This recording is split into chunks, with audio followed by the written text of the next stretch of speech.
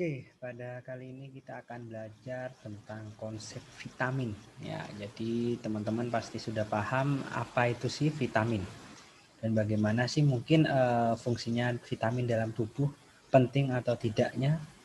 Saya rasa teman-teman sudah paham ya, sudah banyak yang mempelajari, sudah banyak kajian-kajian tentang apa saja sih fungsinya vitamin, bagaimana pentingnya vitamin dalam tubuh.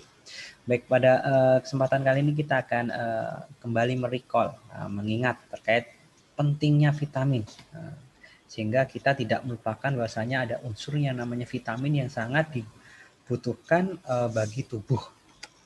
Ya, kita awali dengan sejarah vitamin dulu ya. Jadi vitamin itu ditemukan pada awal abad 20 ya, sekitar awal abad 20 berarti tahun 1900-an ya. Jadi mungkin Indonesia belum merdeka pada saat itu ya. Nah ini ya. Jadi diawali dengan penelitian tentang makanan yang dimurnikan dan makanan utuh sering dilakukan ya. Jadi penelitian tentang makanan yang dimurnikan dan makanan utuh sering dilakukan antara tahun ini ya 1887 sampai 1905. Sehingga diawali dengan itu ya. Jadi ada yang namanya Scurvy dan Ricketts menemukan suatu zat aktif dalam makanan. Jadi zat aktif tersebut bukan merupakan zat gizi utama. Ya, jadi zat gizi utama seperti karbohidrat ya, protein ya, lemak dan sebagainya. Tapi di situ memiliki peran sebagai pencegah terhadap penyakit. Nah, itu ya. Sehingga dilengkapi juga pada penelitian tahun 1911 oleh Casimir Fang di sini ya. Jadi mengusulkan pemberian nama zat tersebut sebagai vitamin. Nah, jadi ini cikal bakal adanya nama vitamin dalam zat makanan di sini ya, nggak hanya makanan saja ya, ada buah-buahan dan sebagainya nanti ya.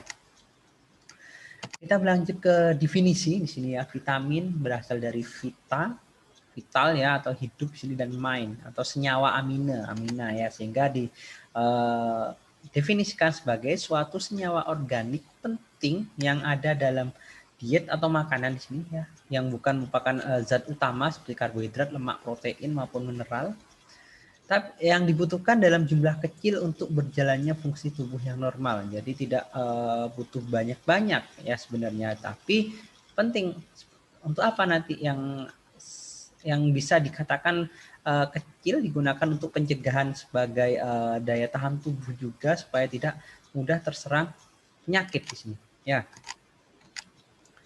Jadi di sini vitamin tidak dapat disintesis oleh tubuh ya manusia maupun sebagian besar hewan di sini.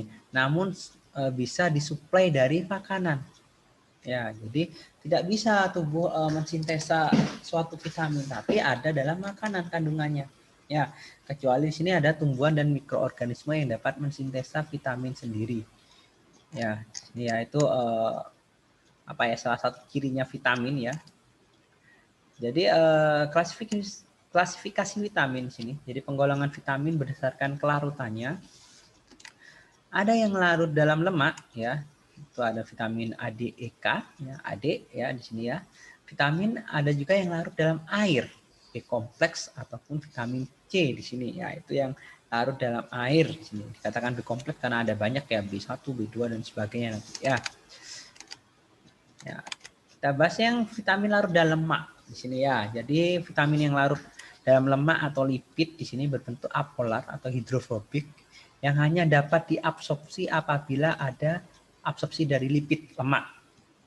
Itulah kenapa sering sekali disinggung lemak ini adalah zat utama yang juga penting di tubuh ya. Jadi yang jelas yang proporsional ya, lemak yang proporsional, karena lemak itu juga baik ya. Banyak bilang adalah lemak itu jahat, padahal yang enggak ya, karena vitamin juga ada beberapa yang larut dalam lemak kayak gitu ya. Jadi itulah kenapa pentingnya lemak di sini ya. Di sini ada sirkulasi darah juga. Vitamin dibawa dalam protein atau terikat pada spesifik binding protein di sini ya. Fungsi vitamin ya, kalau vitamin A untuk vision, hubungan dengan penglihatan ya, vitamin D kalsium dan fosfat metabolisme. Jadi untuk metabolisme fosfat dan kalsium. Vitamin E untuk antioksidan, mencegah proses oksidasi dalam tubuh ya. Vitamin K terkait blood clotting ya, untuk pembekuan darah. Oke, kita bahas satu persatu terkait vitamin yang larut dalam lemak dulu. Ya, kita mulai dari vitamin A di sini.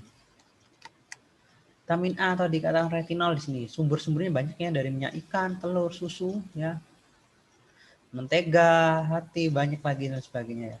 Mekanisme absorpsinya ya, jadi absorpsi vitamin ya, jadi seperti yang sudah kita bahas dalam topik enzim ya, jadi melalui usus di sini ya.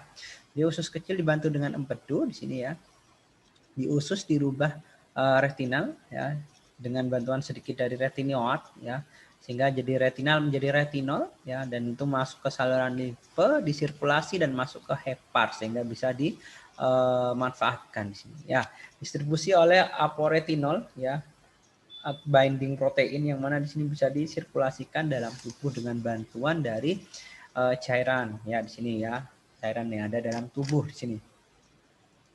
Asam retinoat atau sistem portal ya, di sini dikatakan transport seperti albumin ya. Jadi dan fungsinya juga sebagai mekanisme dalam sistem reproduksi atau bahan rodopsin ya, seperti penglihatan saat gelap ya. Ada juga untuk sintesis glikoprotein ya, terkait terhadap jaringan ikat, lubrikan, imun, hormon, enzim, reseptor sel dan sebagainya, yang banyak sekali fungsi dari vitamin A di sini ya. Jadi bisa teman-teman pelajari nanti ya. Oke, selanjutnya ke vitamin D di sini ya. Jadi vitamin D di sini apa sih sumber-sumber dari vitamin D ya? Jadi ada hati di sini, ada mentega, keju, susu ya, telur, ikan ya. Ini menjadi provitamin D. Dikatakan provitamin D karena tidak bisa langsung diserap menjadi vitamin D. Jadi ada bantuan khusus di sini ya. Dikatakan di hepar sini ada namanya provitamin D ya, ada di hidrokolekalsiferol, dan di renal ya di sini dikatakan plus parat hormon, jadi dikatakan dihidrokolekalsiferol ya 1,25 di sini. Ya, kenapa di sini ya? Jadi paling aktif absorpsi kalsium dan fosfat dari usus. Ya, absorpsi kalsium dan fosfat dari ginjal dan mobilisasi kalsium dan fosfat dari tulang di sini ya. Jadi di sini tulang lunak dan deformitas.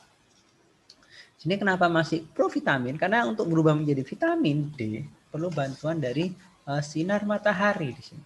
Ya, sehingga dengan mekanisme dibantu oleh sinar matahari, jadi dari provitamin D bisa berubah menjadi vitamin D di dalam tubuh. Ya. Kita lanjut ke vitamin E sekarang ya. Jadi vitamin E atau tocoferol di sini ya, dikenal dengan anti sterilitas ya. Juga sumber-sumber dari minyak, biji gandum ya. Ada kuning telur, susu, daging, ya, hati juga, sayur hijau. Jadi hati banyak sekali vitaminnya ya. Absorpsinya sama di usus kecil ya. Ya, jadi transfernya jadi kilomikron yang kecil ya, dari hepar, didistribusi oleh lipoprotein di sini ya, melalui jaringan dan bantuan dari cairan mineral juga. Dan bila teroksidasi, ya, konjugasi dengan asam glukuronal dan ekskresinya melalui empedu, dibuang menjadi empedu. Tadi kan fungsi utamanya adalah antioksidan, radikal bebas dalam darah. Itulah kenapa biasanya kalau ingin awet muda, kulitnya lebih kencang dan sebagainya, dioptimalkan terkait vitamin E. Nah itu ya. Jadi karena ini termasuk antioksidan di sini. Juga termasuk metabolisme selenium, membantu sumber daya dari manusianya, tubuhnya dipenuhi oleh oksigen ya. Jadi anti trombin dalam pembuluh darah juga ya, dan menguatkan dinding kapiler dalam darah juga di sini ya. Kita masuk ke vitamin K di sini ya. Nah, ini ya. Jadi vitamin K paling banyak disintesa di usus besar ya, dengan bantuan bakteri Escherichia coli ya, diabsorpsi, disimpan di hepar nanti. Mirip ya semuanya di hepar. Itulah kenapa hepar di sini termasuk organ yang paling besar dalam tubuh manusia di sini ya. Kofaktor dari reaksi karboksilasi glutamat di sini ya, atau di sini gamma karboksilasi glutamat ya, diaktifasi faktor pembekuan, sehingga di sini ada hubungannya dengan faktor pembekuan dalam darah ya, vitamin K ya. Jadi ketika misalnya luka kok sulit membeku, kemungkinan ya vitamin K-nya kurang dalam tubuh. Ya, di sini ya. Berikut defisiensi vitamin. Ya, di sini juga banyak ya yang dikatakan defisiensi vitamin di sini. Buta senja ya, atau dikatakan serothalmia. Jadi ketika senja tuh tiba-tiba nggak bisa melihat. Nah, itu termasuk defisiensi dari vitamin A. Rickets pada anak atau osteomalacia pada orang dewasa. Ini terkait pertumbuhan, yaitu bisa defisiensi dari vitamin D. Gangguan neurologis atau anemia neonatus di sini ya. Pada neonatus pada bayi yang paling banyak ya, terkait metabolisme terkait. Ini biasanya defisiensi dari vitamin E. Ada juga pendarahan pada neonatus pada anak juga di sini ya. Juga bisa defisiensi dari vitamin K tadi terkait pembekuan darah. Itu ya. Jadi itu terkait vitamin A, D, E, K yang larut dalam lemak di sini ya.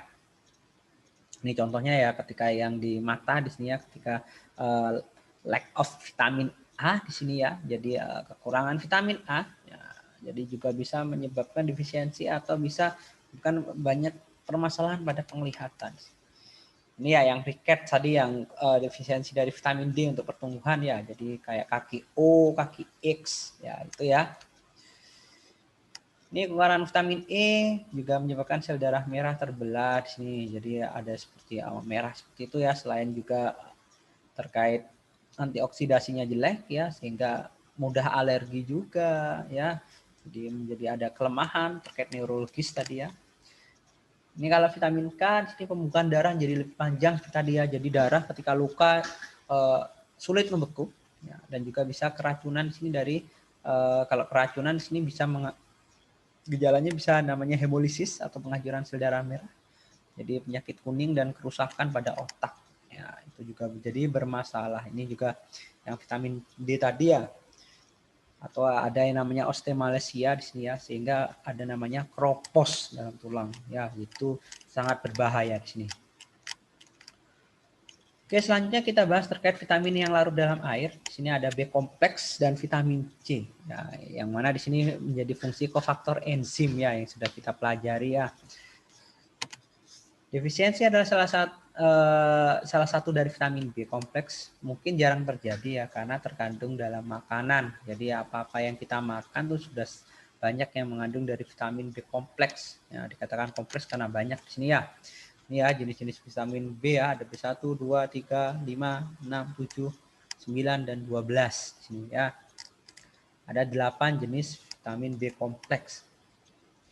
B1 atau thiamin di sini ya. Jadi koenzim reaksi oksidatif dekarboksilasi ya, energi dari glukosa dan reaksi transketolase di sini ya. Jadi jalur pentosa fosfat dan sintesa asam lemak dan asam nukleat. Ya, jadi itu terkait fungsi dari thiamin atau B1 di sini.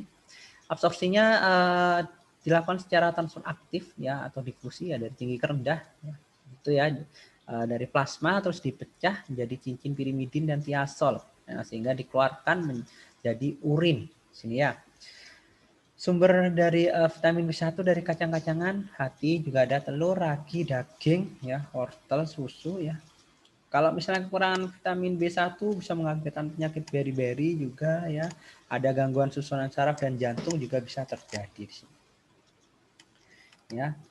Untuk vitamin B2 atau riboflavin di sini ya. Jadi di sini riboflavin ini mekanisme absorpsinya di usus halus ya, karena menggunakan transfer aktif juga.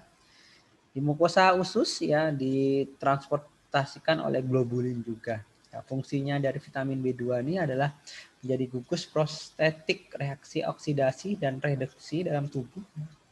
Sumber-sumbernya dari susu, keju, daging, hati, ya, sayuran berwarna hijau, ikan, telur dan lain sebagainya, masih banyak ya dari vitamin B2 di sini. Jika kekurangan vitamin B2 di sini bisa mengakibatkan penglihatan juga kabur, dermatitis, penyakit pada kulit dan bibir pecah-pecah. Nah, itu juga bisa dari kekurangan dari vitamin B2 di sini. Ya, penambang vitamin B2 di sini. Untuk vitamin B3 atau niacin ya, jadi termasuk koenzim transfer gugus hidrok ya, H di sini ya, pada reaksi reduksi oksidasi.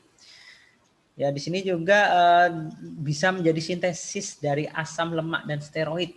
dari vitamin B3 di sini ya. Fungsinya juga untuk pertumbuhan dan reproduksi dari sel. Nah, ini juga untuk antioksidan juga bagus di sini ya, untuk pertumbuhan dan reproduksi sel di sini. Sumbernya dari daging, biji gandum, susu, ikan, telur, dan sayuran hijau lainnya di sini ya. Ini contoh-contoh dari makanan yang mengandung vitamin B3 niacin di sini ya.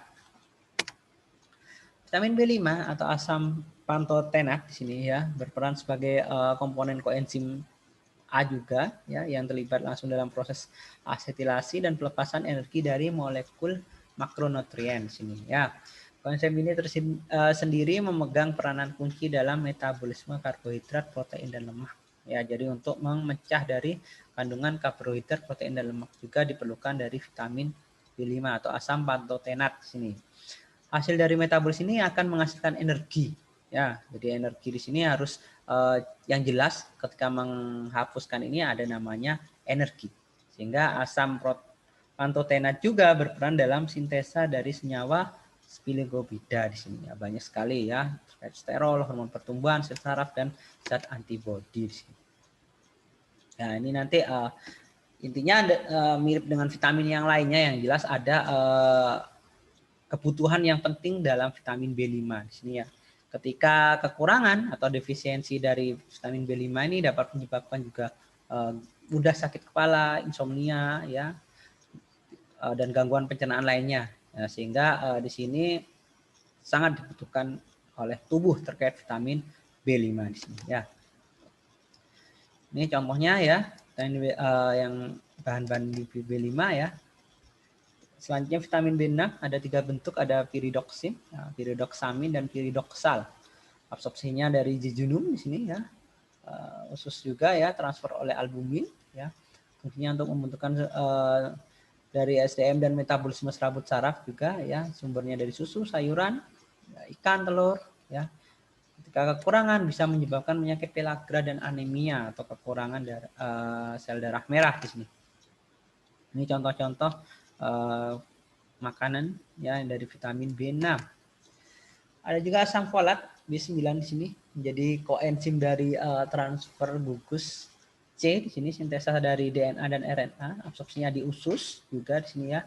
Sumber-sumbernya dari sayuran ya, khususnya yang sayuran hijau, dari hati, daging, susu juga ada. Kekurangan bisa menyebabkan anemia juga, heartburn di sini atau jantung rasa panas biasanya ya, diare, infeksi atau penekanan dari imun. Nah, ini juga kandungan dari makanan-makanan yang ada di B9. Ada juga B12 di sini, kobalamin di sini ya, untuk pembentukan sel darah merah di sini ya. Absorpsi di ileum ya, khusus juga dibantu oleh faktor intrinsik dari sel parental dalam lambung. Sumbernya di hati juga ada ginjal dan di otot juga ya. Kurangan bisa menyebabkan anemia megaloblastik sini ya, dan juga ada namanya gangguan sistem saraf ya, itu dari vitamin B12. Ini B12 ya, di ikan ya di sini ya. Oke, selanjutnya lanjut ke vitamin C ya, mungkin yang sering sudah terdengar ya fungsinya, apalagi di zaman atau di masa pandemi di sini ya, karena salah satu fungsinya untuk meningkatkan imunitas tubuh di sini. Vitamin C atau asam ascorbat di sini ya, bersumber dari buah-buahan dan sayuran segar, hati juga ada ginjal ya. Rusak dalam permasakan ya, apalagi dalam alkali ya, atau pemanasan nama, itulah kenapa jangan dimasak ya. Fungsinya jadi reduksi reaksi hidroksilasi ya, sintesa hormon, fungsi leukosit ya, untuk imun juga di sini ya, membantu hepat dalam menetralisasi dari racun atau obat ya, mencegah kanker sebagai antioksidan juga ya, dan juga perkembangan jaringan ikat ya, kekebalan dari infeksi, penyembuhan luka dan fraktur. Kekurangan dapat menyebabkan skorbut ya, atau pendarahan pada gusi ya, bawah kulit ya, tubuh lemah, kerusakan otot, penyembuhan luka memendang dan memanjang dan mudah infeksi. Nah, ini ya kandungan-kandungan makanan dan buah-buahan yang ada kandungan vitamin C-nya. Nanti bisa kalian browsing sendiri terkait mekanismenya vitamin C ya.